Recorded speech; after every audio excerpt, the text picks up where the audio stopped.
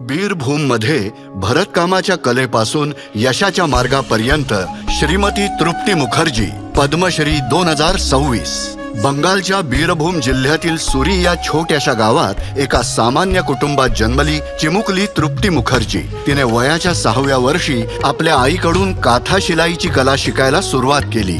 जेव्हा मी 10 वर्षाची होते तेव्हा मी इतर मुलींना विचारायचे की त्यांनाही शिकायचंय का, आणि अशा प्रकारे मी त्यांना शिकवायला सुरुवात केली।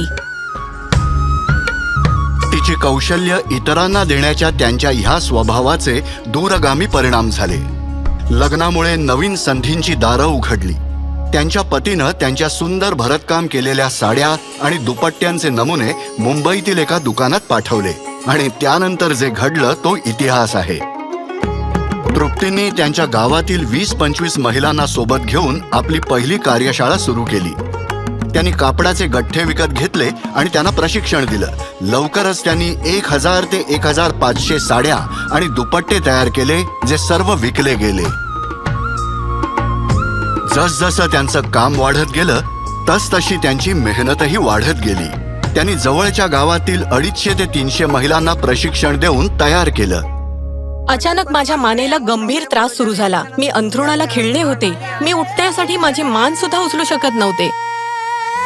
मानेच्या त्रासानंतर काही दिवसांनी डोळ्यांवर ताण आल्यामुळे त्यांची दृष्टी जवळजवळ गेली होती, पण त्यांच्या अतुलनीय धैर्यानं त्यांनी या अडचणीवर मात केली आणि आपलं काम सुरू ठेवलं। आज त्यांच्या प्रयत्नांनी 18,000हून अधिक महिला आणि मुलींच्या जीवनाला स्पर्श केला आहे।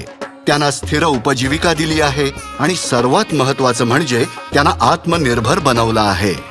त्यांनी आदिवासी गावांना भेट देऊन तेथील महिलांना प्रशिक्षणही दिलं। माझ्या स्वतःच्या कुटुंबाव्यतिरिक्त मी ज्यांना प्रशिक्षण दिले आहे त्यांच्यासोबत कधीही भेदभाव केला नाही। जर मी त्यांना कोणत्याही प्रकारे मदत केली असेल किंवा त्यांच्या मार्फत समाजासाठी योगदान दिले असेल तर ती माझ्यासाठी अभिमानाची गोष्ट आहे, आणि मी त्या सर्वांवर मनापासून प्रेम करते। आज तृप्ती यांच्याकडून प्रशिक्षित झालेल्या बीरभूमच्या महिलांचा असा विश्वास आहे की काथा कला हा एक उल्लेखनीय उद्योग आहे। त्यांच्या प्रयत्नांना परदेशातही प्रसिद्धी आणि मान्यता मिळाली आहे। ही भारतासाठी अभिमानाची बाब आहे। मी पुढच्या पिढीला सांगू इच्छिते की त्यांनी उत्साही राहावं आणि पूर्ण एकाग्रतेने स्वतःला कामात झोकून द्यावं। त्यांनी कधीही थांबू नये आणि आपलं काम अविरतपणे चालू ठेवावं। तृप्ती मुखर्जी। कोटी कोटी नमस्कारः।